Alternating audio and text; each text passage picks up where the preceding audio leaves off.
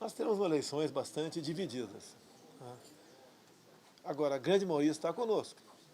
Quando tivemos lá atrás, momentos antes do primeiro turno, ele não, e no dia seguinte, o pessoal favorável a nós. O nosso favorável foi muito, mas muito superior ao anterior. E o povo tem consciência hoje em dia do que está em jogo, né? Realmente são duas candidaturas que são antagônicas. Você divide a questão de família, respeito da criança em sala de aula, a questão ideológica, a questão do combate à violência, no respeito às religiões. Há uma diferença enorme entre essas duas candidaturas. Sei do tamanho da responsabilidade que requerá sobre nós, né, caso venhamos a nos eleger. O Brasil tem muitos problemas, mas uma boa equipe, boas pessoas ao teu lado, eu acho que dá para a gente contornar isso e buscar aquilo que o povo merece. O grande rótulo que eu tenho, né, tinha, não é tão grande hoje, é a questão de ser homofóbico. Não tem nada a ver. Eu não tenho nada a ver com o comportamento de quem quer que seja.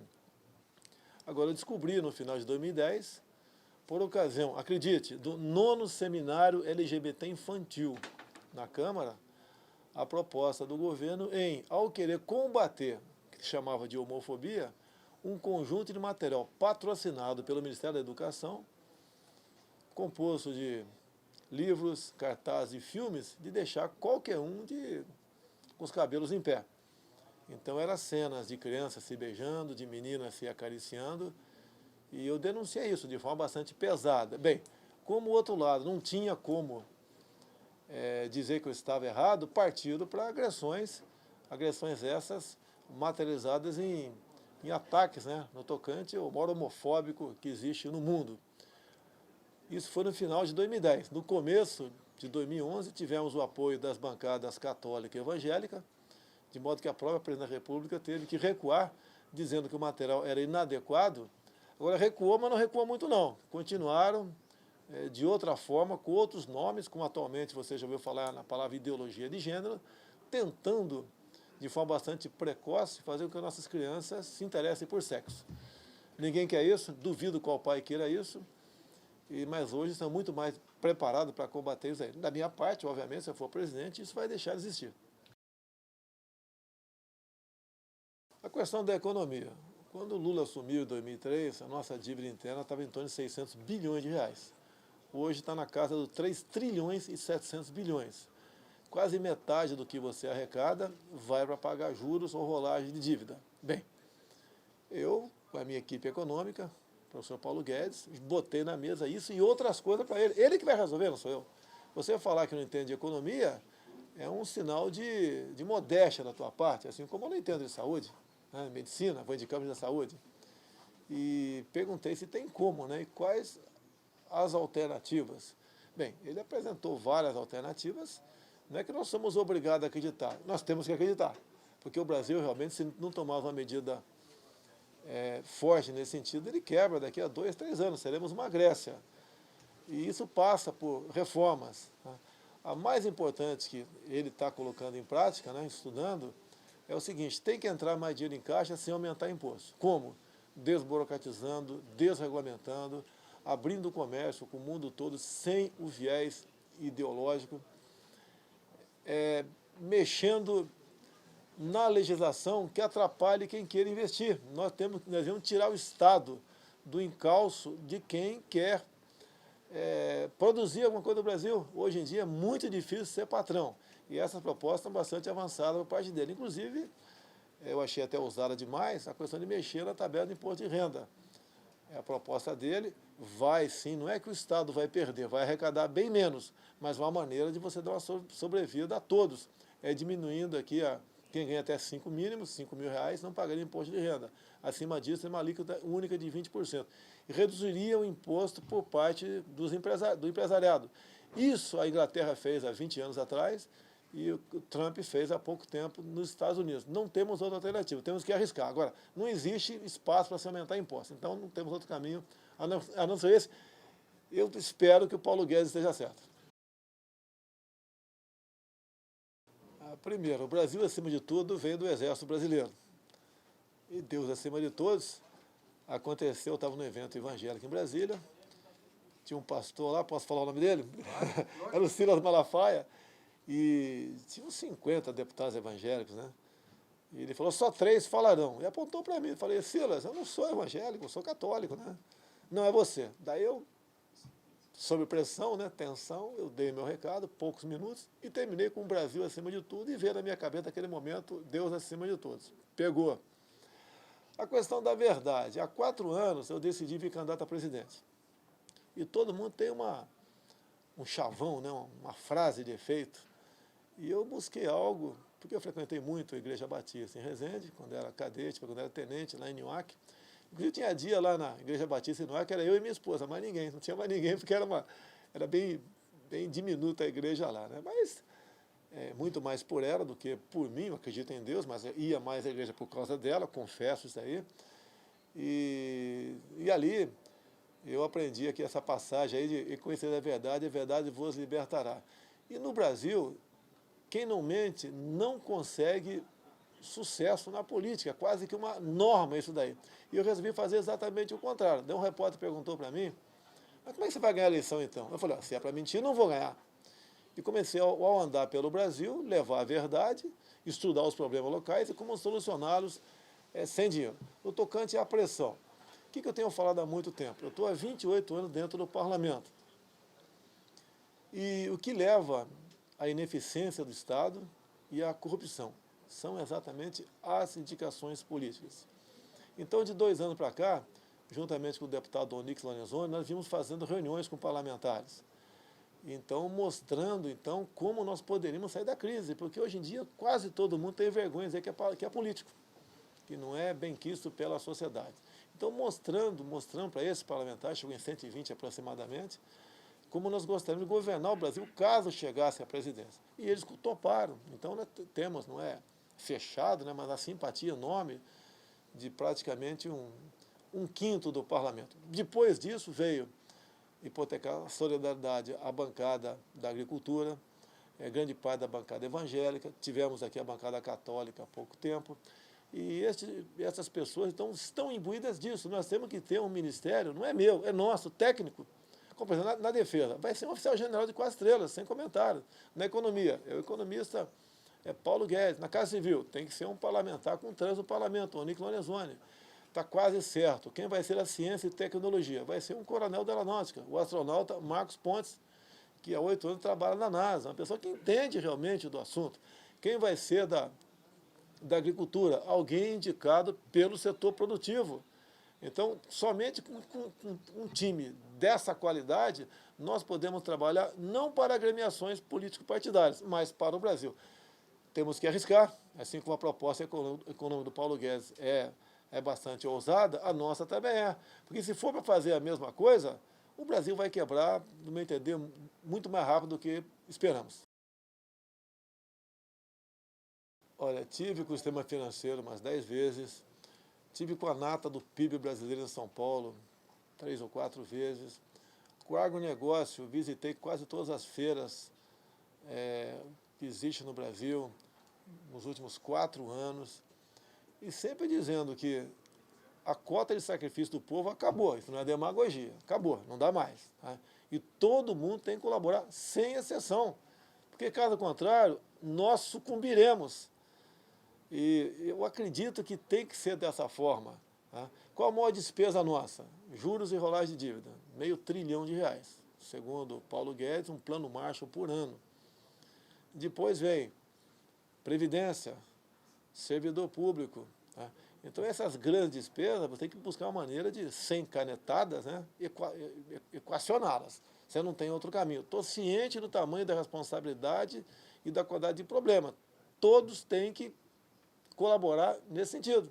Porque se um lado achar que eu não vou colaborar com nada, todos nós perderemos. E eu não quero ser comparado aí o que a Grécia fez há pouco tempo. Temos o problema das invasões de terra. Tem estado que o MST invade e mesmo com muito sacrifício, o proprietário ganha uma reintegração de posse, de acordo com a linha ideológica do governador, ele não promove essa reintegração de posse. Tem um problema outro seríssimo, mais sério do que você citou aí, a questão de IBAMA e ICMBio. a indústria das multas. E mais ainda, se você casar essas multas com a emenda constitucional 81, que trata do trabalho escravo, que ninguém quer, mas pelo ativismo judicial passou-se a entender que o análogo de escravidão também é escravo, além da multa pecuniária, vem a expropriação do imóvel. E, por exemplo, são 180 itens que pode ser enquadrado como trabalho análogo de escravidão. Tem uma mulher, por exemplo, uma senhora que está pulverizando pulgão numa plantação ali qualquer. E vai que chega o MP do trabalho, faz um teste de gravidez. Nem ela sabia que estava grávida, mas vai que ela esteja grávida. Isso é análogo de escravidão. E o proprietário rural, então, passa a responder um processo de expropriação de imóvel. Perdeu o imóvel com todas as removentes, com o trator, com tudo que está lá dentro. Isso é sério, repetir, emenda constitucional 81. Essa outra questão que você fala, infraestrutura. Optou-se no passado pelo modal rodoviário. Se você falar, vamos resolver agora com ferrovias, primeiro o Brasil não tem dinheiro para tal. É mentira se um candidato falar que vai realmente construir ferrovias no Brasil. Você pode buscar a iniciativa privada. Agora, ela só entraria nessa briga contigo se tivesse certas garantias. Ao ela construir isso aí, ela tem a garantia por décadas, explorar aquilo e isenta de impostos. Não tem outro caminho a não ser esse. E ter a confiança em quem está à frente do Executivo. Vamos tentar fazer isso dessa forma. Realmente, no tocante à infraestrutura, não estamos bem. O pessoal de Rondônia, estiveram comigo hoje aqui. Pega a região toda. A exportação de grãos, por exemplo. Uma das saídas seria você fazer uma linha de acesso ali, passando pelo Peru, pelo Chile, para você ganhar ali o mercado do Oriente. Então, essa proposta existe. Agora, somos inibidos pela quase totalidade do orçamento comprometido com despesas obrigatórias, né? E outro problema que aparece aí, que pela fusão dos Ministérios da Agricultura e Meio Ambiente, você pode resolver a questão de licenças ambientais. Hoje em dia, até para você escoar uma safra, você tem que, às vezes, fazer um zigue-zague, porque certas áreas você não pode ter uma estrada por ali. Você não pode fazer, por exemplo, um linhão de Tucuruí, para chegar lá até a região de Roraima também. Então, o Brasil é uma série de problemas em si próprio. Cada um quer ao estar num certo local do governo, criar dificuldade para vender facilidade. Isso tudo, acho que dá para atacar. Estamos tendo sucesso ao conversar com essas bancadas tratar desse assunto, para a gente eliminar problemas, para você buscar a solução de verdade e definitiva. O Brasil foi tomado pelo politicamente correto. Então o pessoal me chama muitas vezes de polêmico. Eu não sou polêmico, eu discuto. Você quer falar esses temas, né, que estão na moda, eu converso e dou minha opinião. Ao dar minha opinião, o pessoal diz que eu sou intolerante, sou preconceituoso. Quando você fala em casamento, está na Constituição que o casamento é entre homem e mulher. Se quer fazer casamento os mais variados possíveis, alguém apresenta uma emenda, mude a Constituição e daí se toca nesse assunto. Quando se fala em ideologia de gênero, eu não posso admitir, concordar com esse seminário LGBT infantil que desagou naquilo que passou a ser conhecido de forma até pejorativa como kit gay, eu não poderia recuar daquilo que eu defendia. E a questão de família, essa eu acho muito importante. Quando você tem um problema, você procura teu pai, tua mãe, teu filho, teu avô. E quando você desacreditar na tua família, você vai procurar o Estado. Quando você procurar o Estado, você passou a ser vítima do próprio Estado. Você não tem mais autonomia. Então, ao você valorizar realmente a família, você está fortalecendo o Estado. Porque uma família bem estruturada, ela é lucrativa para o próprio Estado. Então, essas posições que eu tomo, jamais como chefe do Executivo seria politicamente correto ou complacente com isso que vem acontecendo, é o que faz que os ânimos das minorias se exaltem contra a minha pessoa. Falo que eu prego a violência, só quem levou a facada foi eu. Essas frases minhas, algumas pesadas eu reconheço, foi dentro da Comissão de Direitos Humanos, junto com o Marco Feliciano, por exemplo, jogando no mesmo time, porque eles jogam pesado. No passado do regime militar, eu sou capitão do Exército, eu cheguei em 91, tinha uns 100 parlamentares que eram anistiados, se intitulados perseguidos, né? E ali eles viram a oportunidade de crescer em cima de mim. Só que eu sou um elemento que não fico na toca, vou pro pau. E daí falei muita coisa, extrapolei muita coisa, mas o que está falado, não dá para voltar mais atrás. Não adianta falar em arrependimento. Eu acho até que se não fosse isso, não teria chegado onde cheguei. A violência só tem aumentado no Brasil. Então as medidas tomadas nos últimos anos corroboraram para isso.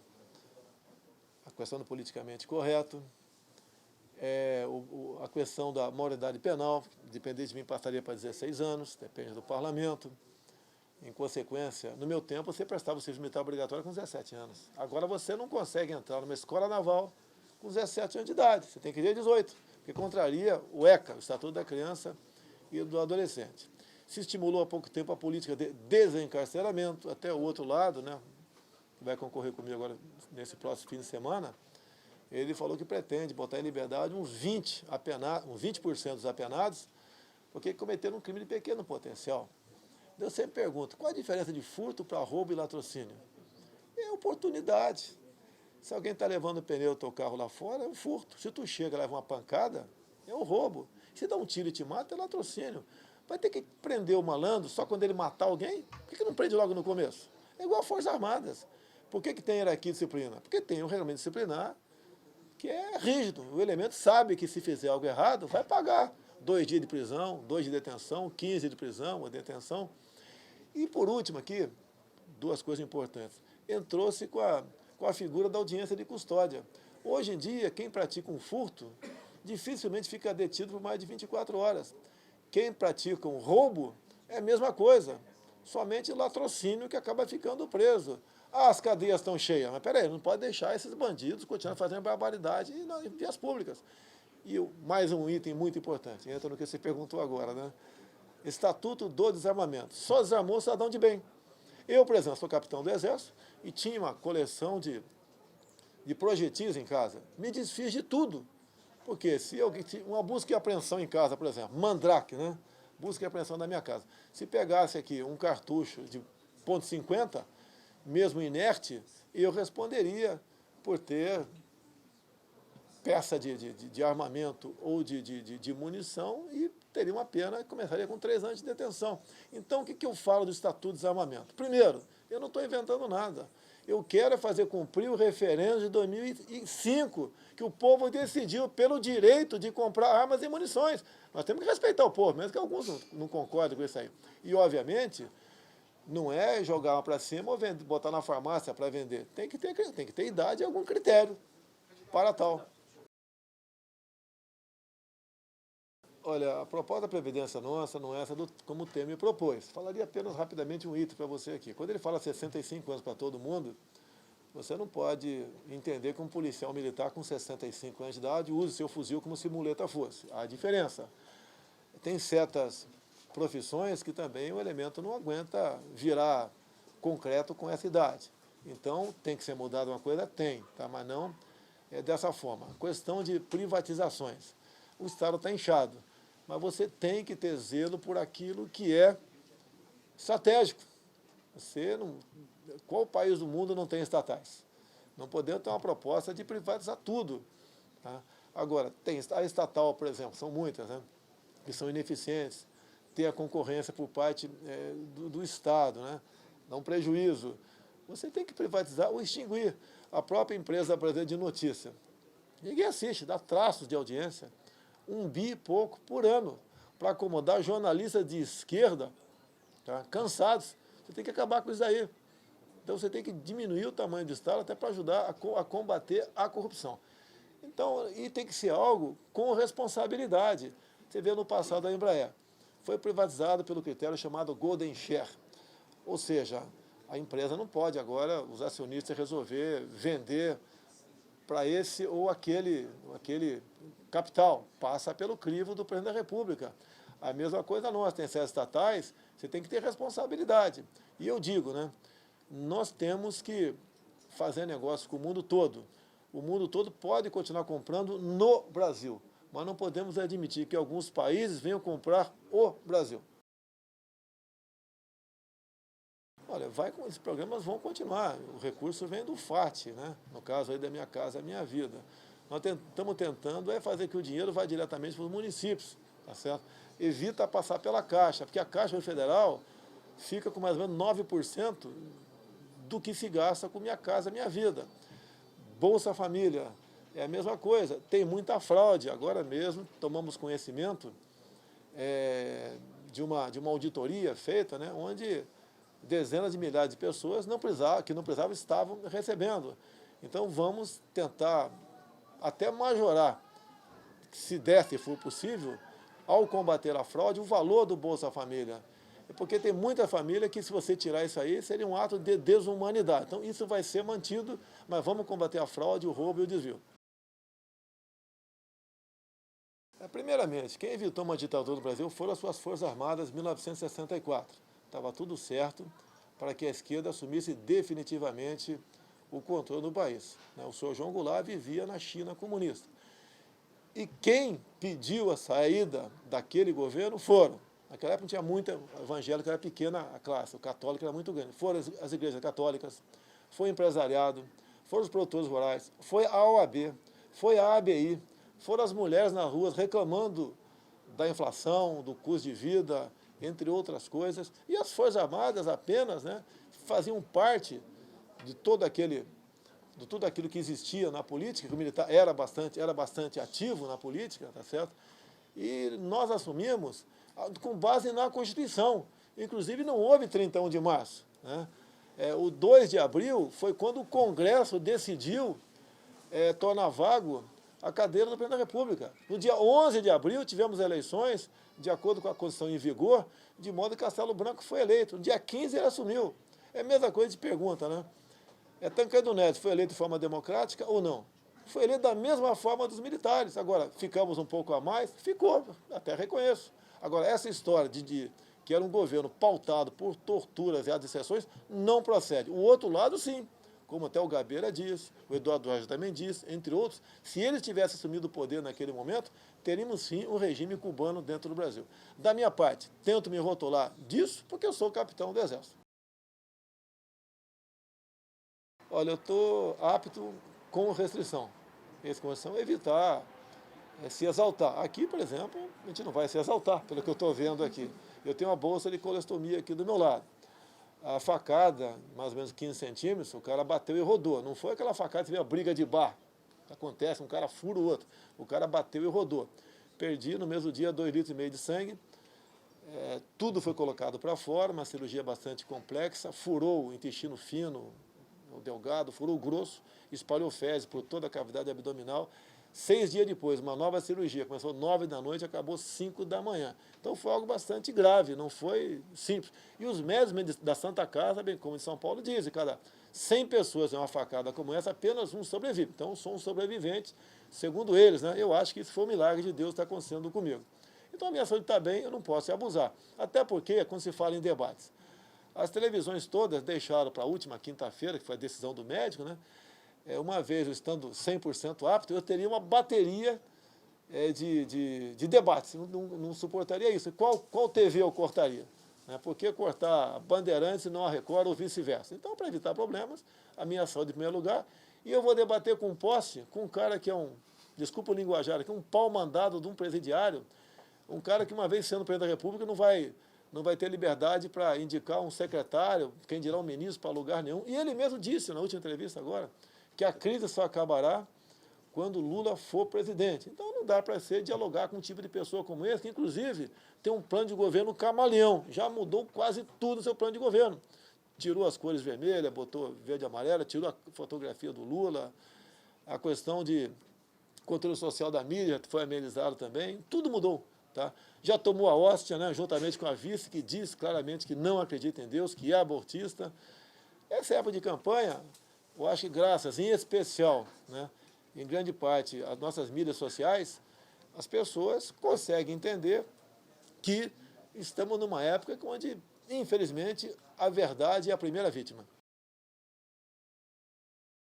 Até falei para a minha equipe que me ajuda, né, são voluntários, advogados, o que foi disparado contra o PT? Eu queria saber, eu queria ver um vídeo, uma imagem, o que foi disparado contra o PT? Você recebeu? Não recebi e duvido, eu acho que ninguém recebeu. Agora, para você derrotar o PT, não precisa de fake news, derrota com verdade. É pegar o governo 13 anos do PT, agora, o que o Haddad faz comigo? Diz que eu vou acabar com o Bolsa Família, vou aqui demitir todos os professores do Brasil, tudo vai ser ensino à distância, vou acabar com o 13º, com o Bolsa Família, os mais absurdos possíveis, o tempo todo, inclusive no horário eleitoral gratuito. Então, o fake news é o próprio PT. Vai ter muita gente do nosso meio, cristão, mas não é porque é cristão apenas, é cristão e tem competência. Eu até perguntei para esses partes do judiciário que são preenchidos, né? Tem cristão, tem evangélico, por que não pode ter? O PT preencheu vários, aparelhou basicamente quase todas as instituições com gente que pensa exatamente diferente de nós, que não tem sentimento cristão como nós temos. Não é que você vai encher de evangélico, de católico, não é isso daí. Mas não serão preteridos, não serão deixados de lado só pela sua religião. Se Deus quiser, pode ter certeza que isso se fará presente em nosso governo. Nós temos que diminuir, por exemplo, a questão do número de ministérios. Diminuímos 15, mais ou menos, é o suficiente.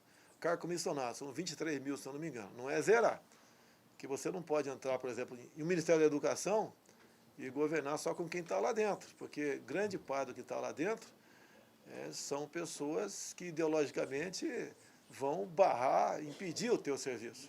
Então, diminuir o número de comissionados, até porque o comissionado tem seu lado bom. Eu mesmo cheguei até aqui sempre com comissionado ao meu lado. Então, os aliados que você fez essa pergunta aqui, pode ter pressão para querer ocupar esses cargos de comissão com pessoas indicadas sem qualquer critério. Eu acho que isso não haverá porque a minha campanha toda foi feita em cima disso, né? O Centrão se reuniu lá com o candidato lá, o ex-governador de São Paulo. A esquerda foi para outro canto e eu fiquei sozinho por lá de cá. E ninguém acreditava que eu poderia até chegar ao segundo turno. E hoje em dia não só chegamos, bem como estamos bem posicionados. E a nossa filosofia é essa. Não é o político estando bem, o Brasil estará bem. É o Brasil estando bem, todos, inclusive os políticos, estarão bem. A primeira atitude é você nomear o seu quadro, né, de ministros. A primeira é essa aí. De modo que seja um quadro que todos respeitem e sintam que com aquele time você pode ser campeão.